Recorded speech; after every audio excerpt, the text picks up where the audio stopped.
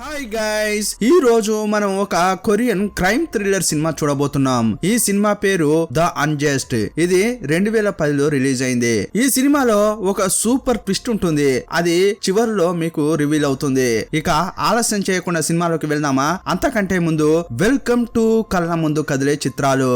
Cinema starting లోనే కొంపలు కాలినంత పని అవుతోంది. కొరియాలోని ఒక ఊర్లో ఒక అతడు స్కూల్ అమ్మాయిలను కంటిన్యూగా హత్యలు చేస్తున్నాడు. ఇప్పుడు కూడా ఒక అమ్మాయి డెడ్ బాడీ ఒక ఇయర్ లో దొరికింది.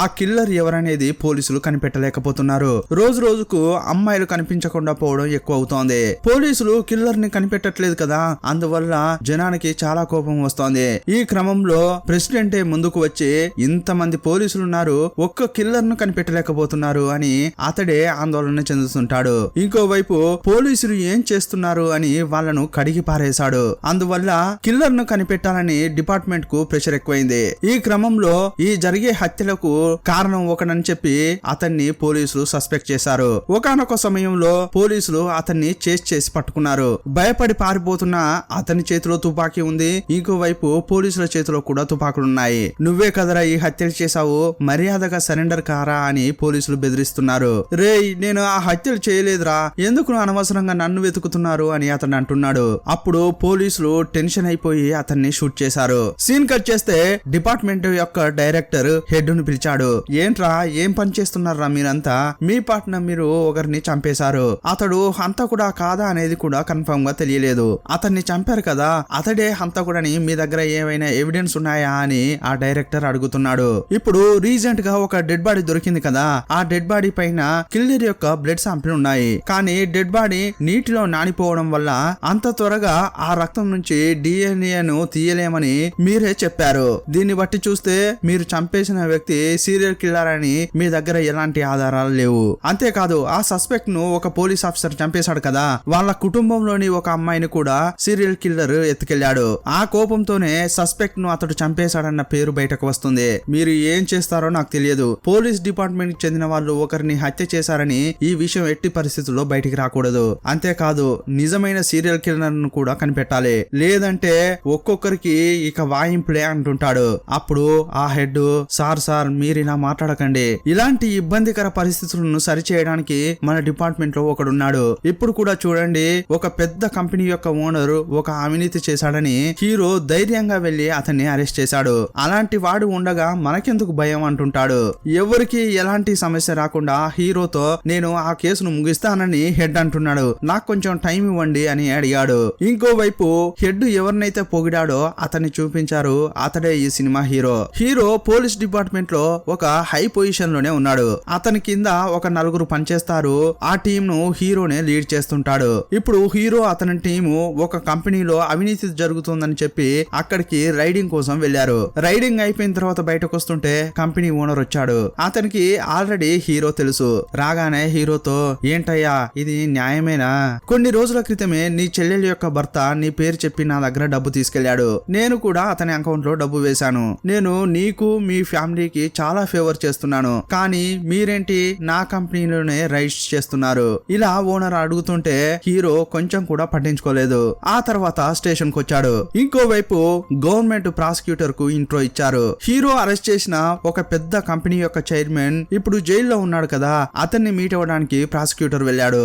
యాక్చువల్ గా ఈ ప్రాసిక్యూటర్ పని ఏంటంటే గవర్నమెంట్ కు సపోర్ట్ చేస్తూ ఈ చైర్మన్ కు వ్యతిరేకంగా అతడు వాదన వినిపించాలి. కానీ ఈ చైర్మన్ ఇతనికి డబ్బిచ్చి తన వైపు తిప్పుకున్నాడు. లోపలికి వచ్చిన ఈ ప్రాసిక్యూటర్ వీళ్ళు మాట్లాడుకునేది బయటకు వినిపించకుండా ఆఫ్ చేయడానికి ఒక ఆప్షన్ ఉంది. రికార్డు కాకూడదని టేబుల్ కింద ఉన్న స్విచ్ ను ఆఫ్ చేశాడు. ఇదిగో చూడండి, మీరేం భయపడకండి, మిమ్మల్ని బయటకి తీసుకొచ్చే అన్ని ఏర్పాట్లు నేను చేశాను. ఇంకొన్ని రోజుల్లో మీరు బయటకు వస్తారని చెప్తున్నాడు. కానీ చైర్మన్ కు అతడు బయటికి రావడం కంటే కూడా హీరోపై పగ తీర్చుకోవాలన్న కోరికే ఎక్కువగా ఉంది. ఎందుకంటే ఈ చైర్మన్ అయినా కూడా ఆ ఓనర్ అయినా కూడా వీళ్ళిద్దరూ రియల్ ఎస్టేట్ కంపెనీ నడుపుతున్నారు. చైర్మన్ అరెస్ట్ అవడానికి ముందు గవర్నమెంట్ ఒక కాంట్రాక్ట్ వేసింది. చైర్మన్ గాని బయట ఉంటే ఇతడే టెండర్ వేసి ఆ కాంట్రాక్ట్ ను దక్కించుకునేవాడు. కానీ హీరో ఇతన్ని అరెస్ట్ చేశాడు కదా, అందువల్ల ఆ కాంట్రాక్ట్ ఇతని చేతి నుంచి ఆ ఓనర్ చేతికి వెళ్ళబోతోంది. అందువల్లే ఈ చైర్మన్ కు చాలా కోపంగా ఉంది. హీరో నన్ను అరెస్ట్ చేయడం వల్లే కదా ఆ కాంట్రాక్ట్ నాకు రాకుండా పోతోంది. అందువల్ల ఎలాగైనా చేసి అతనిపై ప్రతీకారం తీర్చుకోవాలి. ఆ ప్రతీకారం తీర్చుకోవడానికి నువ్వే సాయం చేయాలని ఇతన్ని అడుగుతున్నాడు. ఇంకోవైపు హీరో తన టీం తో స్టేషన్ కు వెళ్ళాడు. సుమారుగా 3-4 సంవత్సరాలుగా హీరో ప్రమోషన్ కోసం ఎదురు చూస్తున్నాడు. కానీ ఇప్పటి వరకు అతనికి ప్రమోషన్ రాలేదు. ఎందుకంటే ఇతడు చదివి ఎగ్జామ్ రాసి ఈ పనికి రాలేదు. వేరే రీతిలో అంటే ఏంటో మీకు అర్థమవుతోంది కదా, అలాగా వచ్చాడన్నమాట. అందుకే ఇన్నాళ్ళుగా ప్రమోషన్ ఇవ్వలేదు. ఈసారి కూడా ఇతనికి ప్రమోషన్ ఇవ్వకుండా వేరే వాళ్లకు ప్రమోషన్ ఇచ్చారు. అందువల్ల ప్రమోషన్ ఇచ్చిన ఆ వ్యక్తి టీం కు ప్రమోషన్ రాని హీరో యొక్క టీం కు గొడవ జరుగుతోంది. నేనే ప్రమోషన్ రాక చాలా బాధగా ఉన్నాను, ఇది చాలదన్నట్లు వాళ్ళతో మీరెందుకు గొడవ పడుతున్నారా అని తన టీమ్మేట్స్ ను ఆపాడు. తన టీం లోని సీనియర్ ను పక్కకు పిలిచిన హీరో ఏంట్రా ఊరికే ఉండవా అని అతని చెంపపై ఒక్కటిచ్చాడు.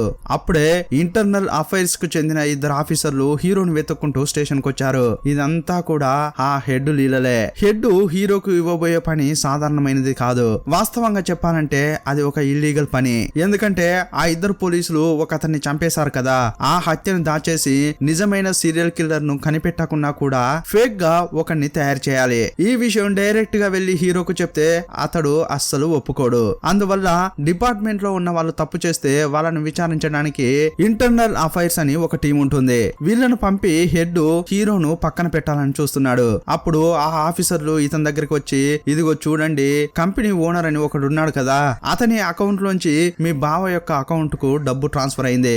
ఆ డబ్బును ఓనర్ నీకు లంచంగా ఇచ్చాడేమోనని మాకు సందేహంగా ఉంది. అంతేకాదు మీ టీమ్ లో ఉన్న వాళ్ళు ఏదో ఒక తప్పు చేసిన ఫైల్స్ మా దగ్గర ఉన్నాయి. త్వరలోనే మా సైడ్ నుంచి మీ దగ్గరికి విచారణకు వస్తారని అనుకుంటా. ఇలా వీళ్ళు భయపెట్టారు. సీన్ కట్ చేస్తే హీరో అతని టీము ఒక రెస్టారెంట్ లో ఉన్నారు. అక్కడికి పోలీస్ హెడ్ వచ్చాడు. అప్పుడు అతడు హీరోతో ఒంటరిగా మాట్లాడుతున్నాడు. ఇదిగో చూడు తమ్ముడు, ఆల్రెడీ ఇంటర్నల్ అఫైర్స్ వాళ్ళు మిమ్మల్ని గెలుకుతున్నారని నాకు తెలుసు. అంతేకాదు 3-4 ఏళ్లుగా నీకు ప్రమోషన్ కూడా రాలేదు. నేను చెప్పినట్టుగాని చేస్తే నీ సమస్యలన్నీ తీరుస్తాను. నీకు నీ టీమ్మేట్ లో ఉన్న వారందరి రిమార్కులను నేను తొలగించేస్తాను. ఇదంతా చేయాలంటే నువ్వు ఒకటి చేయాలి. ఇప్పుడు నువ్వు చేయాల్సిన పని ఏంటంటే 2 పోలీస్ ఆఫీసర్లు ఒకరిని అనవసరంగా చంపేశారు. ఆ డెడ్ బాడీని ఎలాంటి సందేహం రాకుండా నువ్వు కనిపించకుండా చేయాలి. ఇంకో విషయం ఏంటంటే ఫేక్ అయిన సీరియల్ కిల్లర్ ఒకరిని నువ్వు సృష్టించాలి. ఈ 2 నువ్వు నాకు చేసిస్తే నీకు కావాల్సింది నేను చేస్తా అని హెడ్ అంటున్నాడు. హీరో ఇతని కోసం ఇతని టీం కోసం హెడ్ చెప్పిన పనికి ఒప్పుకున్నాడు. నెక్స్ట్ ఆ సస్పెక్ట్ ను చంపిన పోలీస్ ఆఫీసర్లు డెడ్ బాడీని తీసుకొచ్చి హీరోకి అప్పగించారు. సస్పెక్ట్ చేతిలో తుపాకీ ఉండింది కదా, దాన్ని కూడా తీసుకొచ్చి హీరోకి ఇచ్చారు. ఇప్పుడు కార్ లో వేసుకుని డెడ్ బాడీని క్రష్ చేసే చోటుకు తీసుకెళ్లిన హీరో కార్ లో డెడ్ బాడీ ఉండగానే ఆ కార్ ను క్రష్ చేయించాడు. సస్పెక్ట్ యొక్క తుపాకీని మాత్రం ఇతడు తీసి పెట్టుకున్నాడు. హీరో ఇలాంటి ఒక పని చేస్తున్నాడని హీరోకు తప్ప అతని టీమ్ లో ఎవరికీ తెలియదు. ఇదంతా రహస్యంగా చేస్తున్నాడు. ఇప్పుడు సీరియల్ కిల్లర్ కేసును హీరో అతని టీం విచారిస్తోంది. ఈ న్యూస్ పేపర్ లో వస్తే దాన్ని ప్రాసిక్యూటర్ చూశాడు. అతని కడుపు మండుతోంది. ఏంట్రా చైర్మన్ చెప్పినట్లు ఇతని కథ ముగిద్దామని నేను అనుకుంటే వీడికే ఇంత పెద్ద బాధ్యత ఇచ్చారేంటి అని ప్రాసిక్యూటర్ అనుకుంటున్నాడు. ఇంకోవైపు పోలీస్ స్టేషన్ లో హీరో అతని టీము చాలా బాగా పనిచేస్తున్నారు. కేసు ఇన్వెస్టిగేషన్ కోసమే వీళ్ళకంటూ ఒక రూమ్ ఏర్పాటు చేశారు. ఆ రూమ్ లో కేసుకు సంబంధించిన ఇన్ఫర్మేషన్ మొత్తం ఉంది. ఆల్రెడీ ఈ కేసును విచారించిన వారు ఈ కేసులో 5 సస్పెక్ట్లను వాళ్ళు చూస్ చేశారు. ఈ 5గురులో 4 ఆ అమ్మాయి చనిపోయినప్పుడు వేరు చోట్ల ఉన్నారని స్ట్రాంగ్ ఎవిడెన్స్ ఉన్నాయి. ఒకే ఒక్కడు మాత్రం ఆ టైంలో ఎక్కడున్నాడో తెలియట్లేదు. అతడే హంతకుడని పోలీసులు అతన్ని అనుమానిస్తున్నారు. అతడే మొదట చనిపోయిన సస్పెక్ట్. అతడు ఇప్పుడు చనిపోవడం వల్ల మిగిలిన 4 ఎవరినైనా ఒకరిని ఇతడు సస్పెక్ట్ గా ఎంచుకోవాలి. తనకు కరెక్ట్ గా ఎవరు సరిపోతారు అని హీరో వాళ్ళలో చూస్తున్నాడు. అందులో 3 ఇతనికి సరిగా అనిపించలేదు. ఇక 4వ వ్యక్తి హీరో అవసరానికి కరెక్ట్ గా మ్యాచ్ అవుతున్నాడు. ఇతనికి పెళ్ళయి భార్య కూతురు ఉంది. అతని భార్య మానసికంగా ఇబ్బంది పడుతోంది. ఆ క్రైమ్ జరిగినప్పుడు ఇతడు ఫ్యామిలీతోనే ఉన్నాడని అతని భార్య సాక్ష్యం చెప్పింది. కానీ ఇతడు కొన్ని సంవత్సరాల క్రితం స్కూల్లో చదివే అమ్మాయిల దగ్గర తప్పుగా నడుచుకున్నాడని కేసులు ఉన్నాయి. ఆ కేసులో జైలుకు కూడా వెళ్ళొచ్చాడు. ఓకే, ఇలాంటి ఒక కేసును మనం వీడిపై వేస్తే అంతా నమ్ముతారు. ఇతడే నా టార్గెట్ అని అతన్ని హీరో చూస్ చేసుకున్నాడు. తను ఇతన్ని ఫేక్ గా సీరియల్ కిల్లర్ గా సృష్టించబోతున్నానని తన టీమ్ లో ఉన్న వారికి కూడా చెప్పలేదు. 2-3 రోజుల పాటు ఇతన్ని గమనిస్తున్నట్లు టీమ్మేట్స్ తో బయటకు వచ్చి నిఘా పెట్టాడు. ఇదంతా కూడా యాక్టింగే. ఇదే సమయంలో హీరోపై ప్రతీకారం తీర్చుకోవాలని ఆ చైర్మన్ చెప్పడంతో ఎక్కడ దొరుకుతాడా అని ఆ ప్రాసిక్యూటర్ ఎదురు చూస్తున్నాడు. అందువల్ల ఆ ప్రాసిక్యూటర్ తన అసిస్టెంట్ కు చెప్పి హీరో ఎక్కడికి వెళ్తున్నాడో మొత్తం వాచ్ చేయమని చెప్పాడు. ఒక రోజు కార్ లో హీరో సీనియర్ అసిస్టెంట్ వెళ్తున్నారు. ఇతన్ని ఫాలో అవుతూ ప్రాసిక్యూటర్ అసిస్టెంట్ వచ్చాడు. ఇదంతా గమనించిన హీరో అతని సీనియర్ అసిస్టెంట్ అతన్ని పట్టుకున్నారు. ఆ తర్వాత ఇతడు ప్రాసిక్యూటర్ యొక్క మనిషి అనేది హీరోకు తెలిసింది. హీరో ఒక అతన్ని సీరియల్ కిల్లర్ గా నిరూపించాలని చూజ్ చేసుకున్నాడు కదా, అతన్ని మనం అమాయకుడు అని పిలుచుకుందాం. ఇప్పుడు అతనిపై ఈ నింద వేయాలంటే అతడు నేనే ఈ తప్పు చేశానని ఒప్పుకోవాలి, లేదంటే హీరో ఏమీ చేయలేడు. అతన్ని ఒప్పించడానికి హీరో ఏం చేస్తున్నాడంటే నేరుగా కంపెనీ ఓనర్ దగ్గరికి వెళ్ళాడు. ఆ కంపెనీలో జరిగిన అవినీతి కేసును హీరో హ్యాండిల్ చేశాడు కదా, అందువల్ల దాన్ని పెట్టి బెదిరించి నా పని ముగించుకుందామని హీరో వెళ్ళాడు. హీరో ఓనర్ ను ఒక చోటుకు పిలిచి, ఇదిగో చూడు, నేను గాని నీ కంపెనీ యొక్క అవినీతి కేసును గెలికాననుకో, కొత్తగా ఒక ప్రాజెక్ట్ వచ్చింది కదా, దాన్ని మీరు అస్సలు అందుకోలేరు. అలాగాని జరగాలంటే నేను చెప్పేది ఇప్పుడు చేసి పెట్టండి. చిన్న పిల్లల్ని కిడ్నాప్ చేసి హత్యలు చేస్తున్న సీరియల్ కిల్లింగ్ కేసు ఉంది కదా, ఆ కేసులో అమాయకుడినే నేను నిందితుడిగా చూపించబోతున్నాను. హంతకుడుగా అతడు ఒప్పుకోవాలి. అతన్ని ఒప్పించేలా చేసేది నీ బాధ్యత. ఇలా చెప్పగానే ఆ ఓనర్, ఎవరయ్యా నువ్వు, నాకు ఇలాంటి పని ఇస్తున్నావేంటి అంటుంటాడు. నేను అతని దగ్గరికి వెళ్ళి నువ్వు హంతకుడిగా నటించరా అంటే వాడు ఒప్పుకుంటాడా? లేదు లేదు, నా వల్ల కాదు అని ఓనర్ అంటున్నాడు. ఇదిగో చూడు, అదంతా నాకు తెలియదు, నువ్వు ఈ పని ముగించాలి, లేదంటే నీ కంపెనీ కథం, ఇక డిసైడ్ చేసుకోవాల్సింది నువ్వే అని హీరో వెళ్ళిపోయాడు. నెక్స్ట్ హీరో అతన్ని వెంబడిస్తూ ప్రాసిక్యూటర్ యొక్క మనిషి వచ్చాడు కదా, ఎందుకు అతన్ని పంపించావు అని తెలుసుకోవడానికి హీరో ప్రాసిక్యూటర్ కు ఫోన్ చేశాడు. ఇంకోసారి పంపించావంటే మర్యాదగా ఉండదు అని హీరో అతన్ని బెదిరించాడు. ఇంకోవైపు ఓనర్ ను చూపించారు. హీరో చెప్పిన పని చేయడానికి ఇతనికి అసలు ఇష్టమే లేదు. ఏది జరిగినా చూసుకుందాంలే అని అతడు ధైర్యంగానే ఉన్నాడు.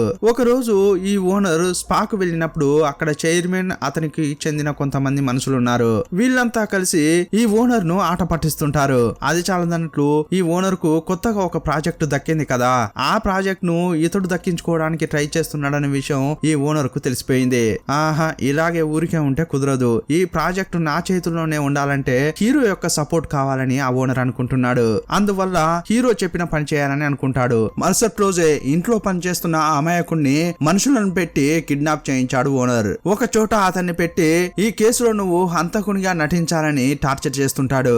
ఏంటండి, చేయని తప్పును నన్ను ఒప్పుకోమని చెప్తున్నారు, లోపలికి వెళ్తే నాకు ఉరిశిక్ష వేస్తారండి అని అతను అంటున్నాడు. నేను అస్సలు ఒప్పుకోనని అమాయకుడు చెప్తున్నాడు. రేయ్, నువ్వేంట్రా ఉరిశిక్ష గిరిశిక్ష అంటున్నావు, నీకు ఎలాంటి సమస్య రాకుండా చూసుకోవాల్సింది నా బాధ్యత. ఇదిగో చూడు, నువ్వు ఒప్పుకోవడానికి ముందే నీకు 1 కోటి రూపాయల చెక్కును రెడీ చేశాను.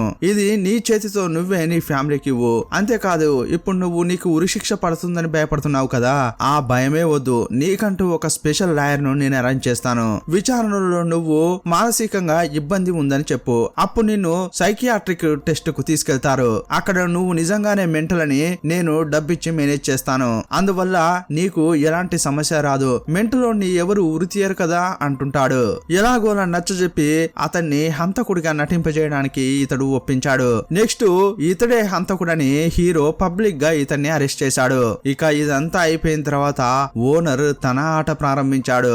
ఓనర్ ఇలాంటి ఒక హెల్ప్ చేయడం వల్ల ఇప్పుడు ఓనర్ కు హీరో చేతిలో పావైపోయాడు. ఈ చైర్మన్ అనేటోడు ప్రాణాలతో ఉన్నంత వరకు తన బిజినెస్ పై అతని కన్ను ఉంటుందని ఇతడు భావించాడు. అందువల్ల చైర్మన్ ను లేపేయాలని ఈ ఓనర్ అనుకున్నాడు. డైరెక్ట్ గా స్టేషన్ లో ఈ అమాయకుడిని విచారిస్తున్న హీరోకే కాల్ చేసి చెప్పాడు. చైర్మన్, ఈ ప్రాసిక్యూటర్ వాళ్ళు గోల్ఫ్ ఆడుతుంటే ఈ ఓనర్ తన మనిషితో చైర్మన్ ను లేపేయించాడు. అంతేకాదు, ఈ ఓనర్ ప్రాసిక్యూటర్ ఇద్దరు కలిసి హీరోపై ప్రతీకారం తీర్చుకోవడం గురించి మాట్లాడుకుంటున్నారంటూ ఓనర్ తన మనిషిని పెట్టి వీడియో రికార్డు కూడా చేయించాడు. ఇదంతా ప్రాసిక్యూటర్ కు తెలియలేదు. కానీ ఈ హత్య జరిగింది కదా, అది చూసిన వెంటనే నాకెందుకు, ఇప్పుడు బయటి ప్రపంచానికి చూస్తే ఈ చైర్మన్ కు నేను వ్యతిరేకంగా వాదిస్తాను, నేను ఇతనితో ఉన్నానని తెలిస్తే నాకే సమస్య అని సైలెంట్ గా ప్రాసిక్యూటర్ అక్కడి నుంచి వెళ్ళిపోతున్నాడు. మరుసటి రోజు సీరియల్ హత్యలు చేసేది అమాయకుడే అని చెప్పి హీరో ఆల్రెడీ అరెస్ట్ చేశాడు. అప్పుడు ప్రాసిక్యూషన్ తరపు నుంచేని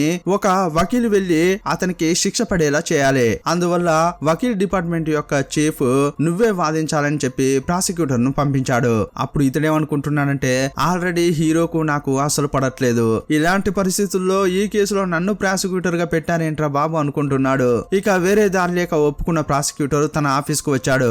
అక్కడ ఇతని కోసం ఒక ట్విస్ట్ ఎదురు చూస్తోంది. చైర్మన్ ను చంపేశాడు కదా ఓనర్ యొక్క మనిషి.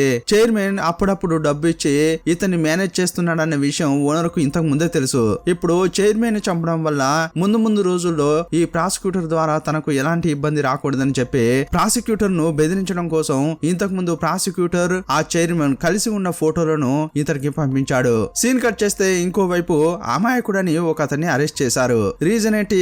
సీరియల్ హంతకుడని. ఇంకా ఆ కేసు విచారణలోనే ఉంది. అతనికి శిక్ష పడితేనే ఈ కేసు అయిపోతుంది. కానీ కేసు పూర్తి కాకముందే ఈ ఓనర్ ఏం చేశాడంటే చైర్మన్ ను చంపేశాడు. అప్పుడప్పుడు హీరోకు ఫోన్ చేసి చాలా పనులు చేయించుకుంటున్నాడు. అప్పుడు హీరోకు కోపం వచ్చి ఓనర్ ఒక చోటుకు రప్పించాడు. రే, ఏదో ఒక హెల్ప్ చేశానని ఇంత ఓవర్ చేస్తావా నువ్వు? ఇంకోసారి ఇలా ఏదైనా బెదిరించావనుకో నీ అంతు చూస్తా అని హీరో బెదిరించాడు. వెళ్ళేటప్పుడు అతన్ని కొంచెం అటు ఇటు కొట్టినట్టు చేశాడు. కానీ ఇప్పుడే హీరో యొక్క నాశనాన్ని అతడు కోరుకుంటున్నాడు. నేను ఎంత కష్టపడి ఇతనికి సాయం చేశాను, కానీ వీడు మాత్రం నన్ను ఇంత ఈజీగా కొట్టి పారిపోతున్నాడే అనుకుంటున్నాడు.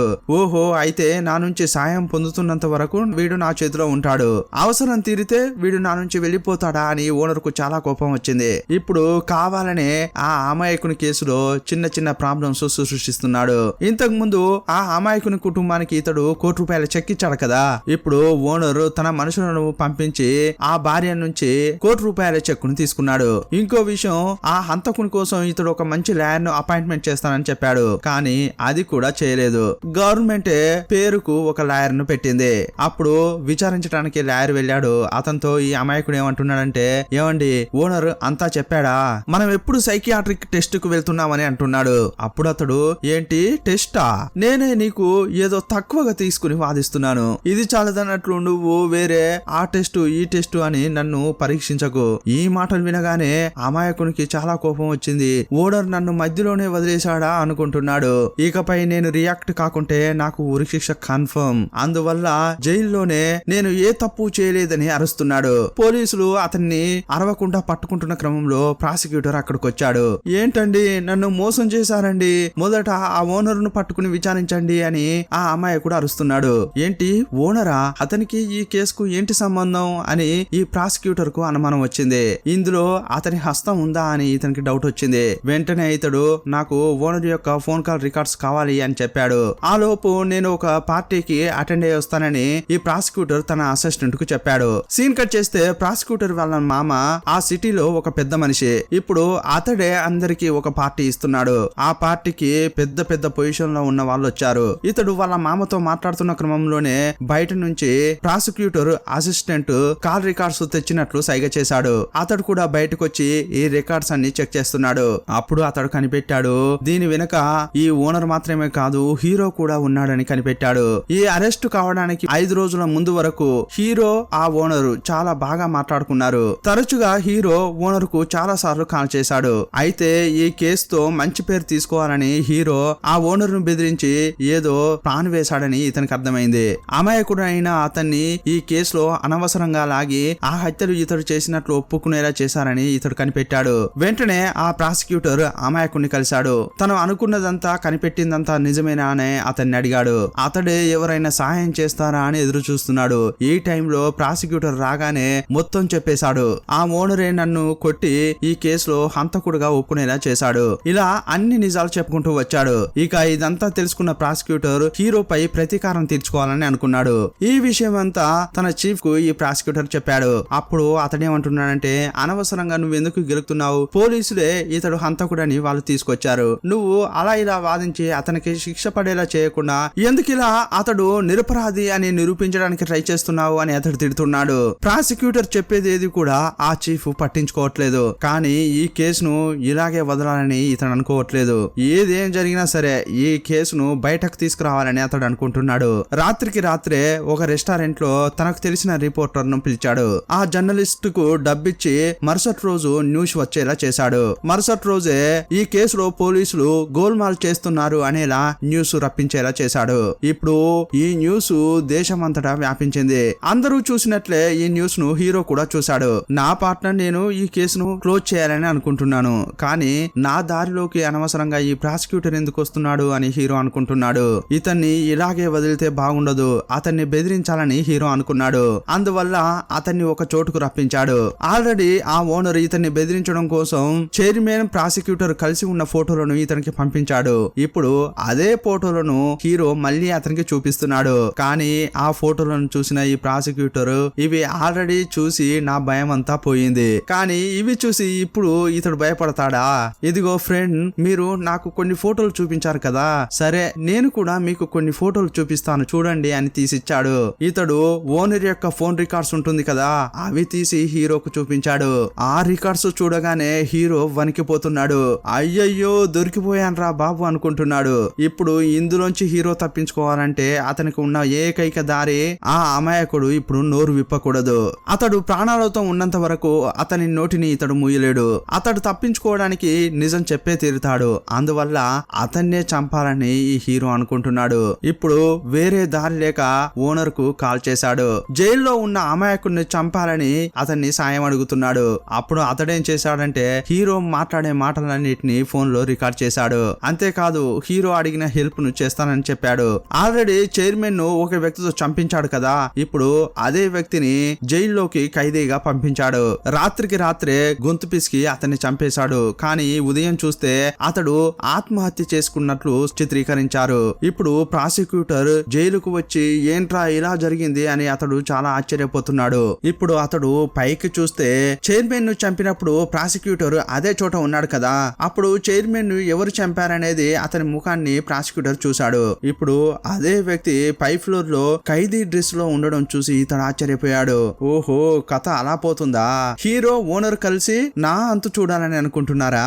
నన్నే గెలికారు కదా, ఇక వాళ్ళ అంతు చూడకుండా నేను వదలా అని ఇతడు నిర్ణయించుకున్నాడు. సినిమా స్టార్టింగ్ లో ఇంటర్నల్ అఫైర్ వ్యక్తులు హీరో దగ్గరికి వచ్చి కొన్ని విషయాల గురించి మాట్లాడారు కదా, ఇలాంటి క్రమంలో హీరోపై అతని మనుషులపై ఎలాంటి కేసులు ఉన్నాయో వాటిని తీసుకుని ఇతడు వాదిస్తున్నాడు. హీరో యొక్క చెల్లెల ఫ్యామిలీ, అంతేకాదు ఇతని టీమ్ లో ఉన్న వాళ్ళ ఫ్యామిలీలను అతడు జైలుకు పంపించాడు. ఇదంతా తెలిసి హీరో తట్టుకోలేకపోయాడు. ఇప్పుడు ఇందులోంచి బయటకు రావాలంటే ప్రాసిక్యూటర్ కాళ్లపై పడడం తప్ప వేరే దారి లేదు హీరోకు.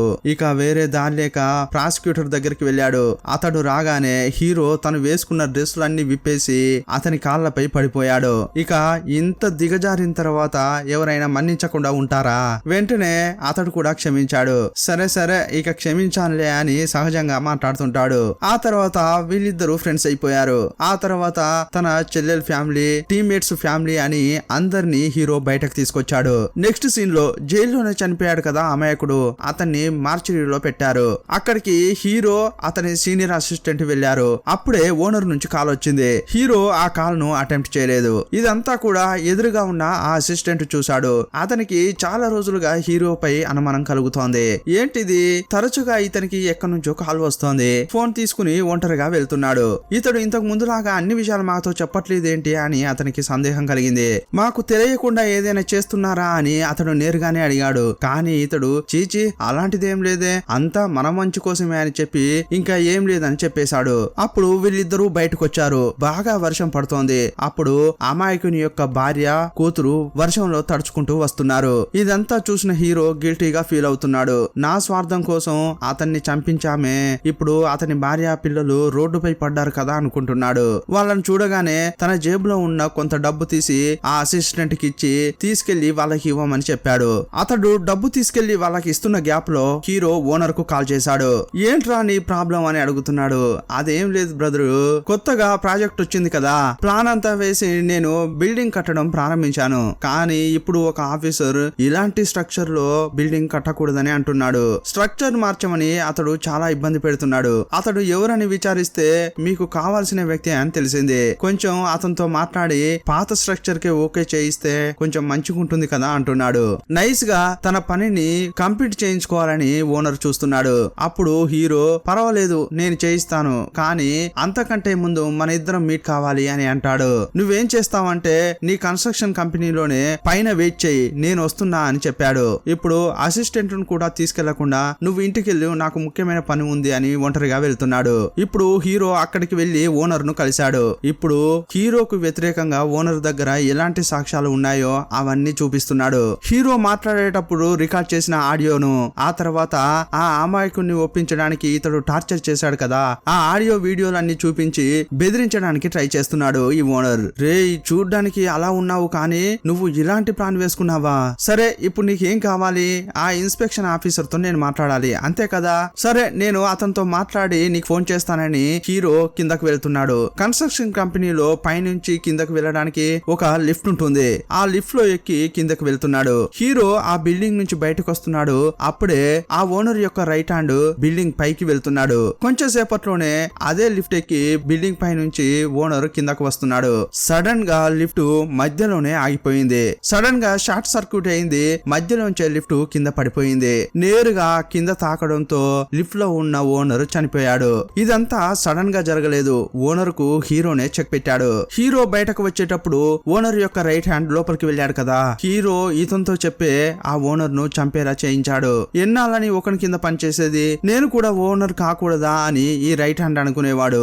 అందువల్ల హీరో చెప్పినట్లుగా ఓనర్ ను లేపేశాడు. కానీ ఇతడే ఇంత ఆలోచిస్తే హీరో ఎంత ఆలోచిస్తాడు? ఎందుకంటే అతనిది క్రిమినల్ మైండ్. ఆల్రెడీ ఒక ఓనర్ ను మేనేజ్ చేయడానికే ఇతని ప్రాణం పోయినంత పని అయింది. ఇప్పుడు ఈ రైట్ హ్యాండ్ అనే వాడికి అన్ని విషయాల గురించి తెలుసు. రేపు ఇతడు ఓనర్ గా మారి ఇతడు కూడా నన్ను ఇబ్బంది పెడతాడేమో అని అనుకున్నాడు. ఇది మొగ్గలోనే తుంచేయాలని అనుకున్నాడు. అందువల్ల స్టార్టింగ్ సీన్ లో ఒక సస్పెక్ట్ ను చంపారు కదా, అతని దగ్గర గన్ ఉంటే ఇతడు తీసి పెట్టుకున్నాడు కదా, ఆ గన్ తీసి రైట్ హ్యాండ్ ను షూట్ చేయబోయే క్రమంలో ఆ అసిస్టెంట్ వచ్చాడు. రేయ్ నువ్వెందుకు వచ్చావురా అని హీరో అడుగుతున్నాడు. అప్పుడు హీరో ఎదురుగా ఉన్న రైట్ హ్యాండ్ ఒక కత్తిసి ఇతన్ని అటాక్ చేయబోతున్నాడు. ఇంకోవైపు హీరోను షూట్ చేయకుండా ఆ అసిస్టెంట్ ఆపుతున్నాడు. కెప్టెన్ మీరు అతన్ని షూట్ చేయాలా? మీకోసం అతన్ని నేను చంపుతా కెప్టెన్, కానీ మీ చేతికి మట్టి అంటకూడదు అంటున్నాడు. లేదు లేదు వాణ్ణి నేనే చంపుతా అని హీరో వేరే అతన్ని అడ్డుకుంటున్నాడు. ఇప్పుడు ఇద్దరి మధ్య గొడవ జరుగుతోంది. ఈ క్రమంలో హీరో ఆ అసిస్టెంట్ ను లేపి విసిరేస్తున్నాడు. అప్పుడు అనుకోకుండా హీరో చేతిలో ఉన్న గన్ ఫైర్ అయింది. బుల్లెట్ ఈ అసిస్టెంట్ గుండెల్లోకి దూసుకెళ్లింది. అక్కడికక్కడే ఆ సీనియర్ అసిస్టెంట్ చనిపోయాడు. అయ్యయ్యో నాతో పనిచేసేవాడిని చంపేశానే అని ఇతడు చాలా బాధపడుతున్నాడు. చాలా సేపు అలా ఏడ్చుకుంటూనే ఉండిపోయాడు. అప్పుడు కోపంతో లేచాడు. పరిగెత్తుతున్న రైట్ హ్యాండ్ ను చూశాడు. ఆ గన్ తీసి రైట్ హ్యాండ్ ను కాల్చేశాడు. ఆ తర్వాత రైట్ హ్యాండ్ చేతిలో కత్తి ఉంది కదా, ఆ కత్తి తీసుకొచ్చి ఈ అసిస్టెంట్ గుండెలో పొడిచాడు. 4 పోట్లు పొడిచాడు. ఆ కత్తి తీసుకెళ్లి మళ్ళీ రైట్ హ్యాండ్ చేతిలో పెట్టాడు. ఈ అసిస్టెంట్ ను అతడు ఏ గన్ తోనైతే కాల్చాడో ఆ గన్ లో ఉన్న ఫింగర్ ప్రింట్స్ ను తూడ్చేశాడు. ఆ తర్వాత తుపాకిని అక్కడే పడేసి వీళ్ళిద్దరు కొట్టుకుని చచ్చినట్లు సీన్ క్రియేట్ చేశాడు.